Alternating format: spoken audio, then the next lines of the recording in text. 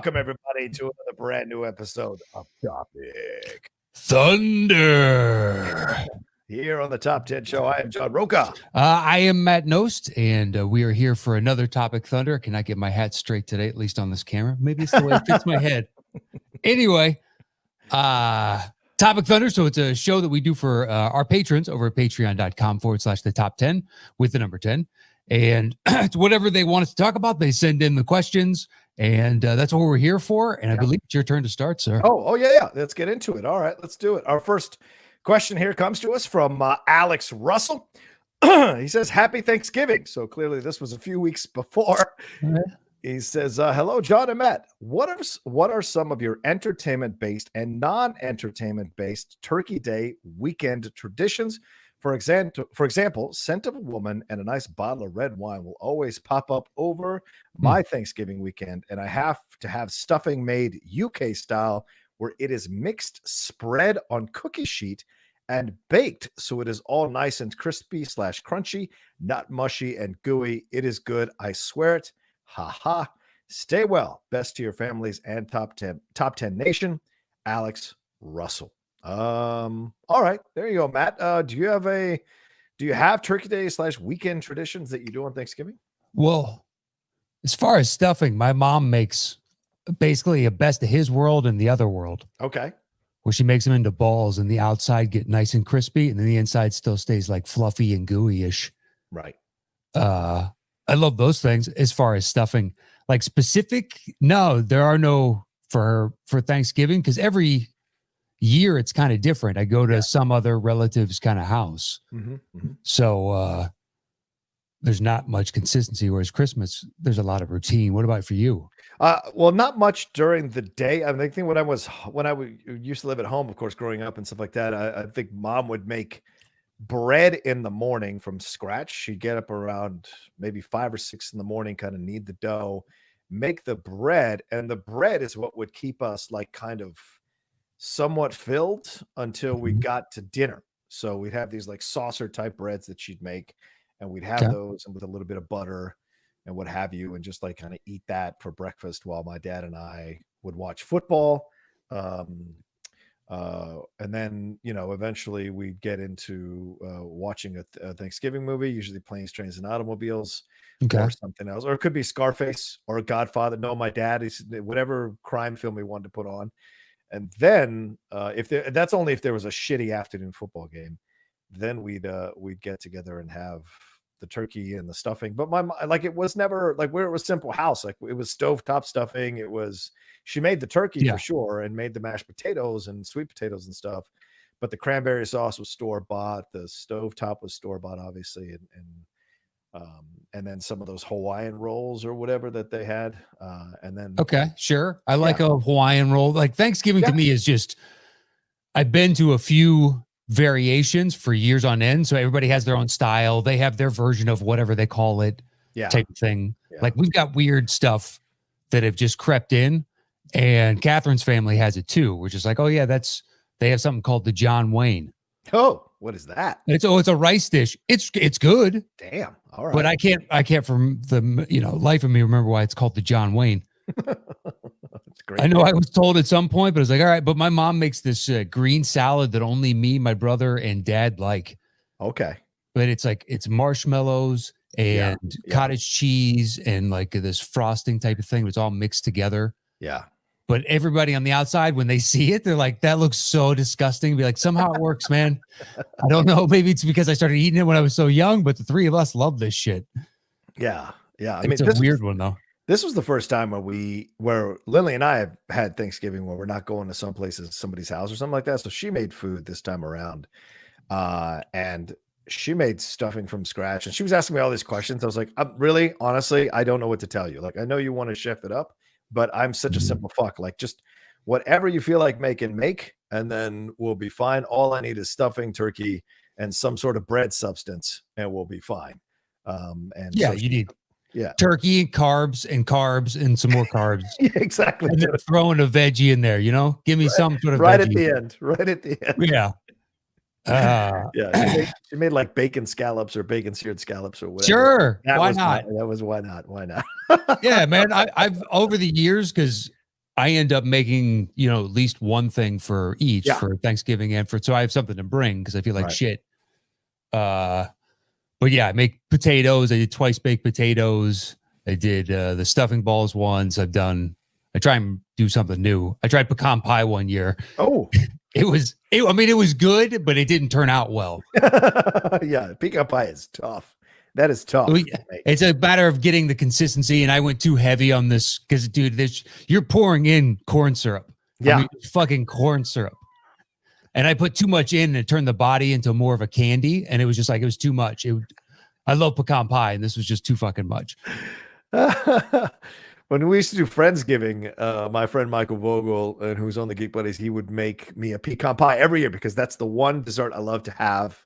I love pecan pie. Right. So I bought it from Costco this year just to try it out initially, like a few days before Thanksgiving. I tried out a piece and it was horrific because there's just way too many ingredients and chemicals. So we went the Sprouts route. That was a little bit better because if it gets too liquidy, it's no longer pecan pie, in my opinion. You've got to have the right substance, as you said, the right the texture, consistency of the and I don't like the ones with the nuts throughout. So like that's not pecan.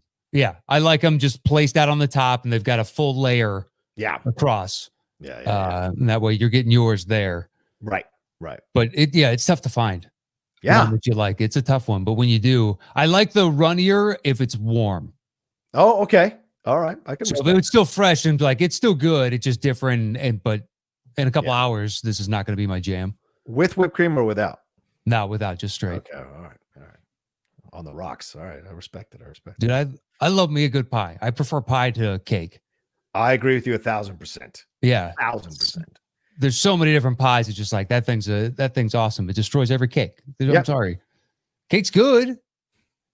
No complaints. But yeah, pie you can really do something. Like I used to go when I lived in LA to House of Pies all the time, late at night or whatever, meet up with friends. Okay. Just sit there, shoot the shit till like 1:30 in the morning or 2 in the morning over pie. It was the best. And some fries. It was the best. Oh, dude, I went there once and it was the worst pumpkin pie that I've ever had. And that's one that it's tough to fuck up. Yeah, pumpkin pie is tough. It is. It's tough to fuck up. But I was just like, I was in a mood. We were there and I was like, you know what? I feel like pumpkin pie and they got it. I'm going for it. And it was dog shit. It was some of the worst pumpkin pie I've ever had. So I was like, wow, fuck this place. I think it's just a lot of rep. So I never went back. There's other places to try pie. Yeah, there are plenty in LA for sure. I got to find some places down here. We don't see too many places around here, but you have to go downtown. There's a lot of great bakeries downtown that have that kind of shit. So I'm sure there's something between you and downtown. God, I hope so. Okay. I've never had stuffing on a sheet, so that's interesting, but okay. UK style. Yeah, I can see I would like that. Yeah.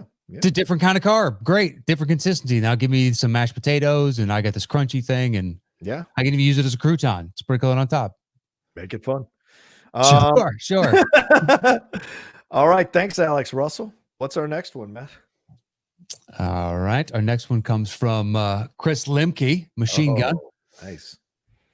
Hey, guys. In true annoying film geek fashion, I got into a stupid argument about movies. We were talking about the most game-changing decade of film in terms of content. My friend held steady about the 90s, which saw some truly outstanding films. Pardon me. I pushed back on the 70s, which dealt with just as many social changes and serious topics while giving way to the blockbusters and spectacle.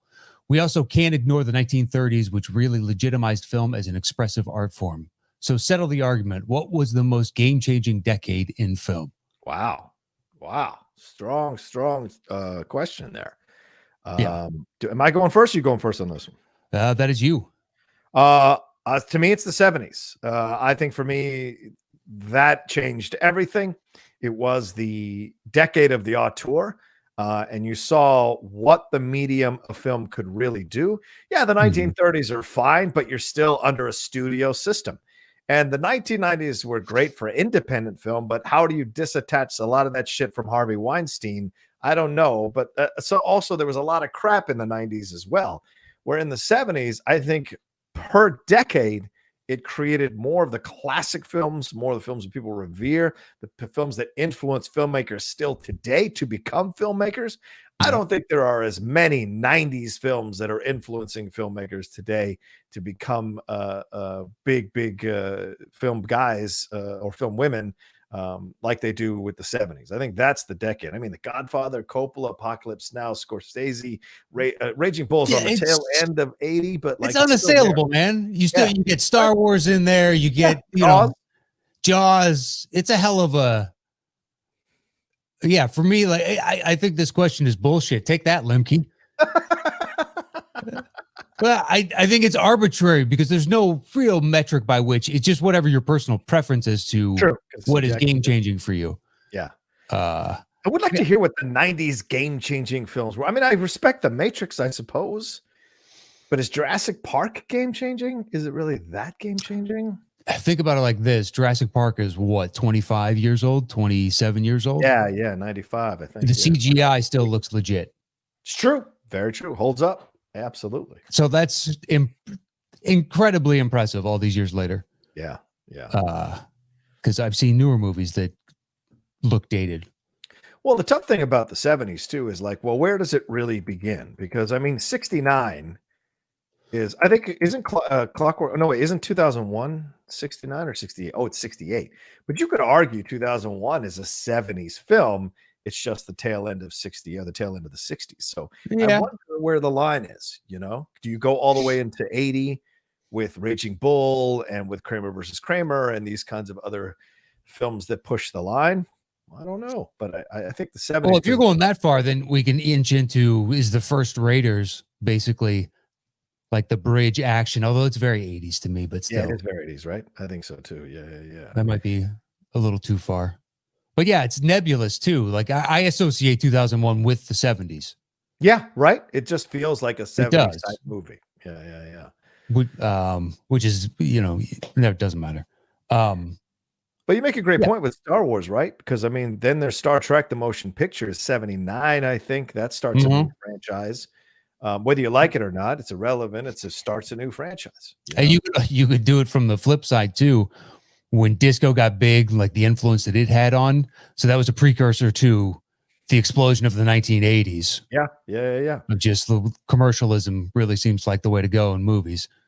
Have you watched that? Have you watched that new Bee Gees documentary on HBO? No. Oh, it's so fucking good. It's so fucking good. I mean, if you're into the Bee Gees, that is, but it's a great like journey. I mean, I'm not into the Bee Gees, but I'm not into the, you know what I mean? They make catchy, good music. I'm not knocking them.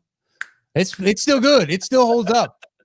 Like it does exactly what its entire intent is from moment one of the note to the end. So it's like you got to give them credit for making a quality pop song. Oh yeah. For decades, man. I mean, you start to look at like that's the thing that's so incredible about this documentary, going from like the 50s or the 60s when they were really starting out, kind of on the tail end. Kind of on the heels of the Beatles, and then what they were able to do, and then fall out of favor, and then come back in the 70s, then fall out of favor, come back in the 80s, fall out of favor, come back in the 90s. It's pretty incredible. So it was a hell of a documentary, man. I was really looking forward to it, and it did not disappoint. So if you're a Bee Gees fan, I highly recommend it. It's on HBO Max now. I believe it. Yeah. They were around for a long time, so I'm sure they got stories for days. Oh yeah, and Robin and Barry hated each other for some time through that time, and they talked. I forgot about that. Oof, a lot of drama, dude. All right. Anyway, is that pretty much the end of that question? Should we move on? Yeah. I never understood. What's that, man? Why did Frampton loom so large in the minds of a specific generation? I like Frampton. I know, but he's held on in a way where it must have been such a cultural moment for everybody. It's such a touchstone for that 18 months to 2 years where it was just like, dude, Peter fucking Frampton. And everyone's like, hell yeah. And that was informative because that's, the evolution of rock, and you have these arena tours and whatnot. So for someone to come out of the gate and be that strong, it's memorable as shit. Just like I like his songs, but man, that must have been something to live through. Yeah. Well, it's like Carole King and Tapestry, right? Like that's the album that everybody talks about. Carole King Tapestry. And nothing has really come close of her other albums. Same thing with Frampton. That Comes Alive just caught at the right time. Yep. It's really great music. But you're right. Everyone's like, "Oh, Frampton, dude." And then I assume.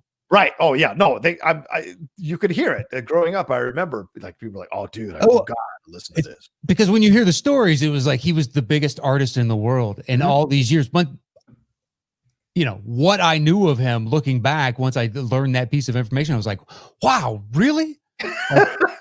Good for him. That's not easy to do, and it must have been amazing and a hell of an experience." But I only knew him as like one song, kinda, and then I heard a couple more, and then I heard that as the backstory. It's like, yeah, man, for like 18 months. Yeah. There was nobody bigger. Wow. Loved him, dude. The ladies loved him. You just assume there would have been like 6 songs over that 18 months, maybe 8. Yeah. But it's like 2 off of that album. 2 or 3. Yeah. And then it's like the whole album, of course. But then after that, you know, it's like hasn't done much. And then he does that terrible Sgt. Pepper's Lonely Hearts Club Band movie with I've never seen it. I just know it exists. Oh, Matt. Oh, Matt. Yeah, I've never heard a good thing. And do yourself a favor, get fucking high as hell and watch. Or oh, never mind. I'm sorry. That's right. Never mind. But like, watch it if you feel like it. If you're in the mood for it, get high and watch it, man. It'll be fun as hell. Maybe. I'm sure I'll watch something else in place of it, to be perfectly honest, because I don't know a single. I haven't heard that it's so amazingly bad. Oh yeah, great. And that would be the only reason at this point I think that I would watch it. I grew up watching it a few times, man. I heard about it and I was like, this doesn't make any fucking sense to me on the outside. Yeah, like Aerosmith is in this shit. Yeah, all these weird cameos, and you're like, so all these people acted? This is like, how good can this be? Maybe they're all great actors. I find that suspect, but maybe they are. No. George Burns is in it. And then I think, what was the one with Phantom of Paradise or whatever it was with the, Kiss? Wasn't there one with Kiss? I believe Steve Martin is in it. Oh yeah, Steve Martin plays exactly. Maxwell Hammer. Does this cast make any sense? No. I think Bernadette's in it too. It's a nutty ass. Wouldn't be surprised. Would not be. You could throw a lot of names into there. Because it just sounds like they're bringing in one, like all these random scenes kind of juxtaposed together. I have no fucking clue though. Donald Pleasance is in it. Alice Cooper, Earth, Wind, and Fire. Billy Preston. Mind blowing. George Benson. Wow. The thespians of their day. Yeah, Keith Carradine's in this shit. Carol Channing is in this shit. What the fuck? Crazy. Oh, Hart is in this thing too. Exactly. You could do this all day, and I just keep believing. You could be lying to me right now, and I'm just shaking my head. I know you're not, but that's not ridiculous. So this is why I've never heard it's so awful. It's great. And you're like, it's the only way this could be good. How do you get all these people in there? Shana Na's in this fucking thing. Bonnie Raitt. Mind blowing, dude. Well, I think once you get a couple, it just domino from there, and then everybody hears about it. So when they reach out, you say, "Of course, I'll do this. This sounds amazing." I'll come sit in. Hank Williams Jr.'s in this shit. Tina Turner. Wow, dude. Wow. Yeah. All right. Anyway, where are we at? Next question, I think. Next question. Thank you, Lemke. Thank you, Chris. Sean Labua says, "Hey, Matt and John, since you guys are running low on questions, I figure I'll throw a couple out there." All right, he's got 2 questions here, Matt. He says, topic 1, are there any TV series that you think would have been better as a film series? On the flip side, what films or film series do you think could have been better as a TV series? And topic 2, have you guys ever thought about doing spin-off top 10 podcasts where you do lists on TV, music, or sports rather than movies? Thanks for taking my questions. Well, yes, I would say the second question, we have done that. We've considered it and talked about it many, many times. And who knows, maybe that's an idea to revisit once the golden ticket wraps up. Who knows? Sure. Yeah. Where we wouldn't necessarily compile it, but we just kind of talk about our top 10 over a half an hour or 35 minutes. What about you, Matt? On topic 1, any TV series you think would have been better as a film series, or any films you think would be better as a TV series? Well, I think it's more intriguing to think of what films would have been better as TV series. Because which do you think, like, could they get fleshed out? The first thing that came to mind was like Sicario. Oh yeah, Sicario would be a great TV series. It would. So the whole buildup would be Del Toro getting to Right. and it's slow, incremental. I think that would be a shitload of fun. But Yeah. that was the first one that sprang to mind. I was trying to think of, okay, what's another one? If we go superhero, I think for me, Constantine. If Constantine could be a series, and I don't mean the one with Sure. Matt Ryan, I mean you get Keanu Reeves, and nowadays everyone's doing TV series. I mean Julia Roberts just signed up for another one, doing these streaming TV series. So Keanu Reeves coming back as Constantine, doing a whole series about him fighting both heaven and hell. That would be awesome to see for sure. Yeah, with that cast with Tilda Swinton, that would be pretty good. Great. More right. But I mean, now that you're doing a, Disney Plus Yeah. smorgasbord of shows, that announcement was so ridiculous. But it looked slick. They looked like they had a full grasp of ideas and people in place, and the repeated, it was professionally done. Yeah. 4 hours. 4 hours, man. True. Yeah, I fast forwarded through, just somebody cut to all the him together and then the trailer of the thing. Yeah. So it was like, I think 15 minutes or something, 20 minutes total. And then I just rifled through quite a bit. Right.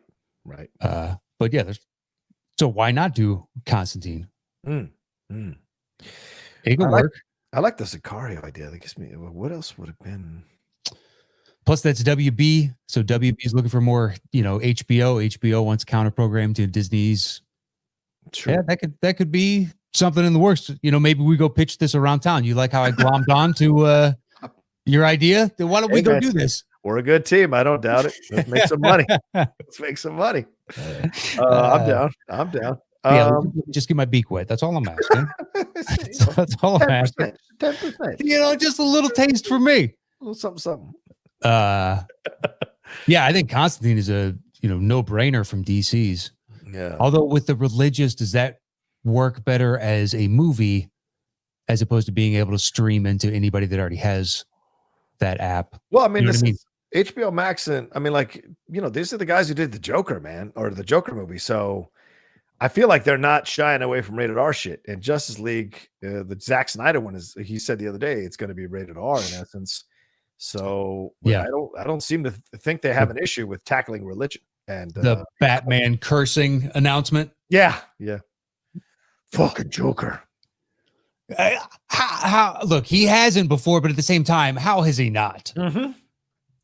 So the fact that he's going to, it's not like it's so long as we don't open Pandora's box and utterly change the character. But why in the world would they ever do that? So he's going to say fuck or something. Who cares? Yeah. What's the big deal? Look, he's an adult. He's an adult, right? Who's fighting crime at night. How has he not beat up? Yeah. Just at some point been like, motherfucker. Jeez. Just once. Right. I mean, he's had Jason Todd die on him. He's had he's had his ass kicked by Bane.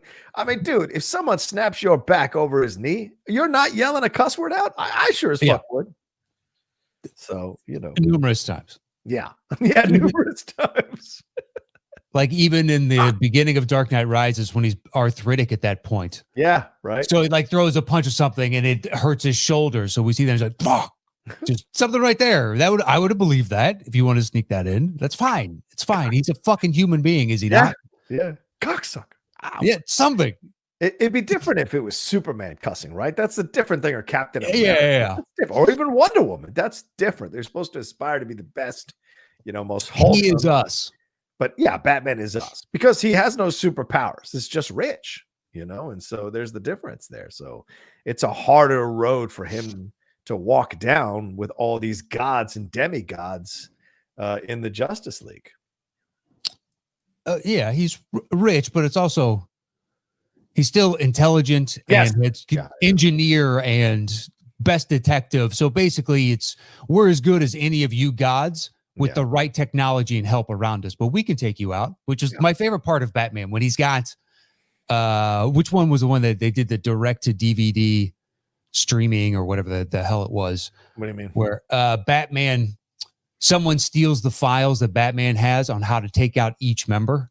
Oh God, I forget what that one was, but yeah. And he's Yeah, like, of course I would have a contingency plan. You should too. just in case. Just in case I go rogue. Why do you not? That Yeah. doesn't make sense. Just like Right. you got, yeah, stupid godlike aliens. Like, we can take you down at any point, man. Just got to use our wits. That's why I always liked Batman. It's just like he'll figure out a way. Oh yeah, We'll get there. you don't fuck with bats. No.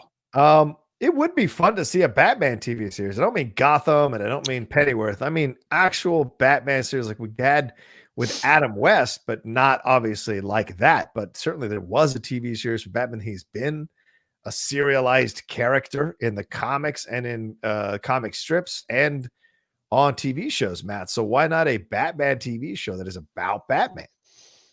Because that's fucking crazy talk. It is.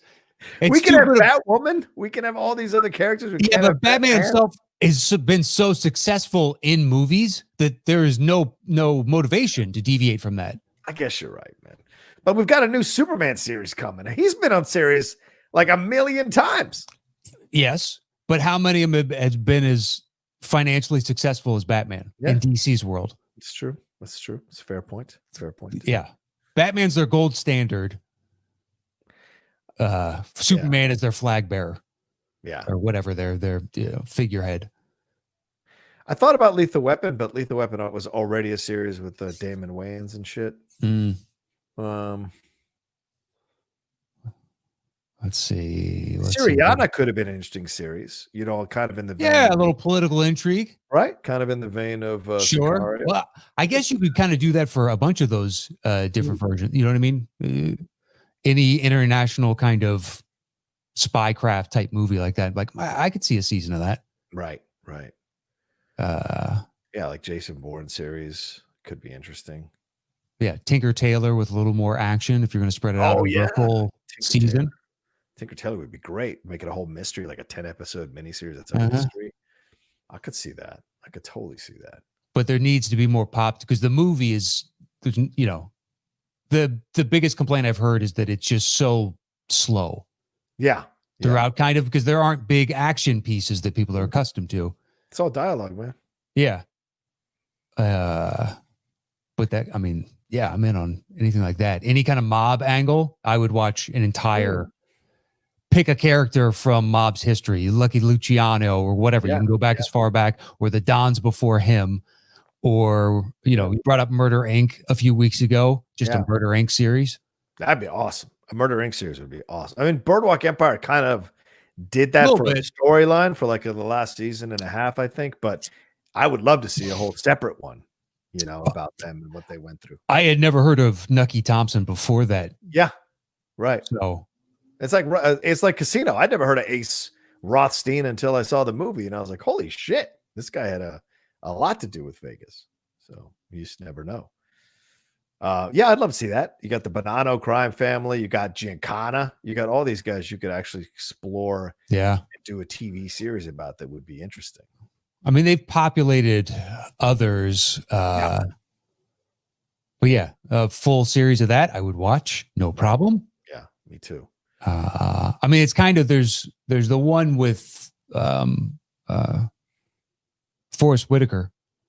Oh yeah, Godfather of Harlem. Yeah. When they bring in some of the mob elements there, you get what is it, Castillo? Yeah, or not Castillo. Castellano. You mean Paul Castellano? I think so. Yeah. I'd have to look it up. Popping in and out. That was good.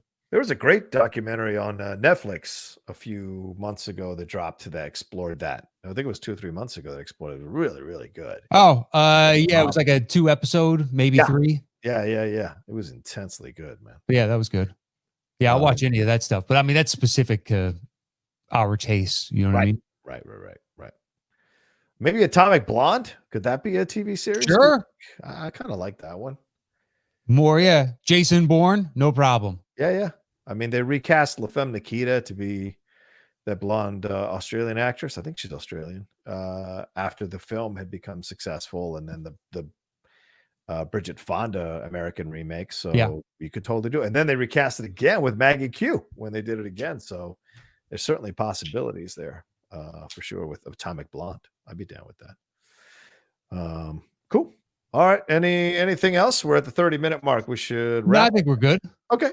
All right. Well, thanks everybody for sending in these questions. You know, they're always fun questions for us to kind of mull over and talk about and consider and go through. So always appreciate you all sending in the great questions. Thanks to everybody who did that today. We've got a few more lined up for the next time we do this. Thanks to Sean Labor, Chris Lemke, and Alex Russell. Matt, anything else we got to tell them?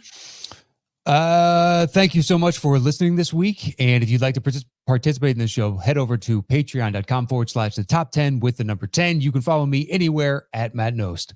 Yeah, you can follow me at The Rocha Says on Twitter and on Instagram. And of course, remember, we've got a top 10 YouTube channel as well. So go and subscribe to that YouTube channel. Everything we do, if you're just listening to us on the podcast stream, you can watch us on the YouTube channel as well, doing all these shows, and especially the Golden Ticket.